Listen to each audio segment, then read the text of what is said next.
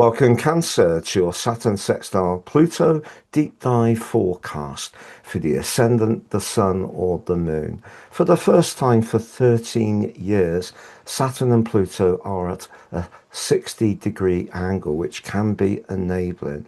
But there are some complexities from this particular relationship. I'm going to share with you exactly why. They're going to be within 3 degrees through to the end of April. By the end of the forecast, you have a clearer understanding around relationships, energy, work, or finance. I'm astrologer Patrick Arundel. A very warm welcome. If you've yet to subscribe to the channel, please do so now to help it to continue to thrive. So on the screen, Cancer, is your event chart. And there's Saturn in the most visible part of your chart, the 10th house. Now, that's a great place for Saturn to be, but the sign of Aries is where Saturn's in its fall, because Aries is very much about starts, initiation, and passion. Saturn's much cooler. It can be about restriction, but most of all, it's about outcomes and consequences. Pluto is in the part of your chart, the 8th house, which has a kind of Plutonian echo because Pluto influences not just change and transformation, but also what's not obvious. And that can be, in a darker way, the underworld. How will this play out for you? Well, if you go back to 2020 in January, there was a conjunction between them. They were side by side in Capricorn, and we had COVID.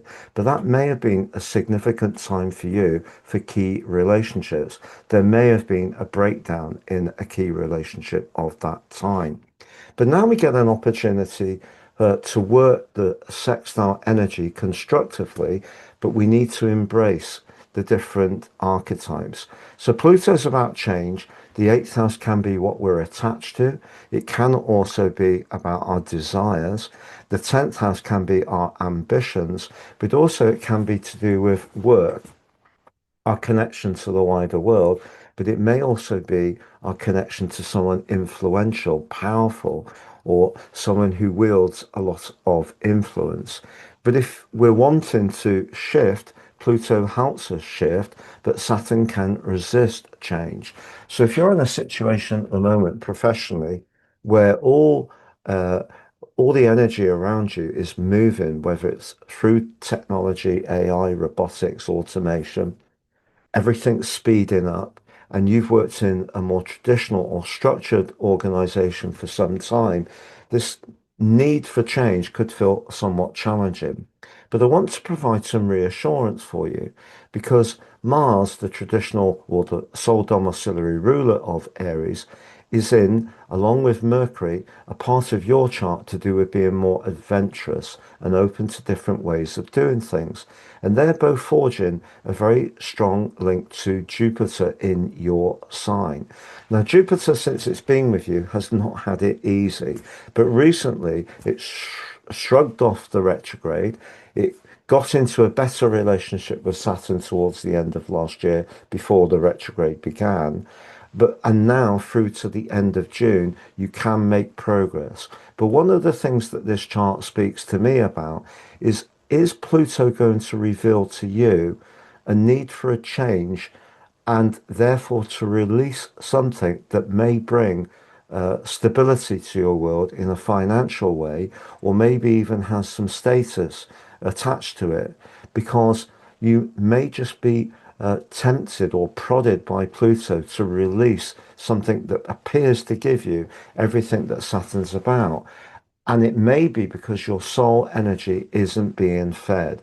So this energy of Jupiter, Mercury, and Mars is very strong in a constructive way.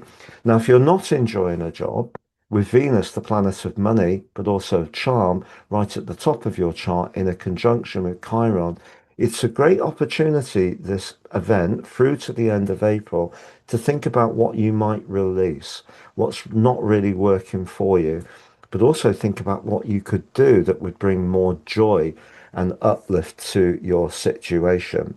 So that's where the conflict between Saturn's need for things to be static, which doesn't really work in Aries, and Pluto's need for something to change in the detached, rather technical sign of Aquarius, very much about technology, if you like, but there may be something deeper within your way of earning money or having long-term stability that isn't really calling out to you. So I think this can be a bit polarized.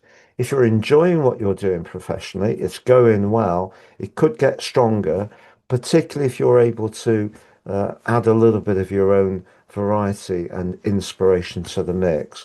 If, however, you're in a situation which doesn't really call out to you, I think you may have a little bit of a dilemma. Do you continue with something that's not feeding your soul, but does give you some benefits?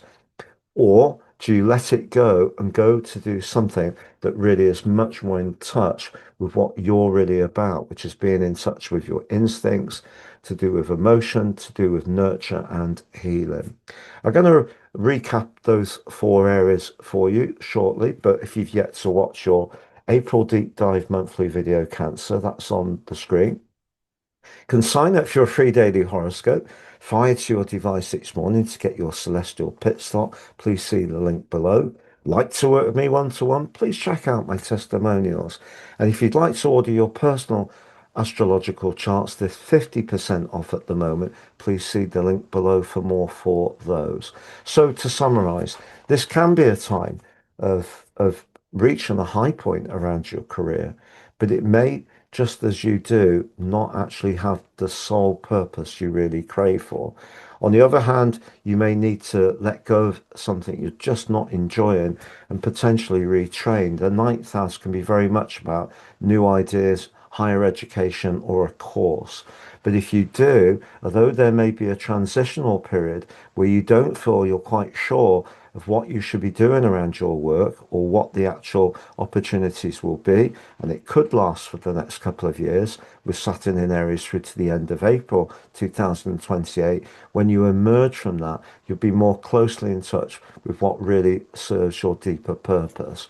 Now, as far as money is concerned, having Jupiter in that link with Mars and Mercury is intriguing, because maybe that's pushing you in some ways to be more speculative in your approach. As far as relationships are concerned, Pluto could see you craving for a very deep, intimate alliance. And you may actually be attracted to someone you meet through work or someone from a different age group to you, particularly if it's someone who has a lot of wisdom, which I think can be very evocative for you at this time.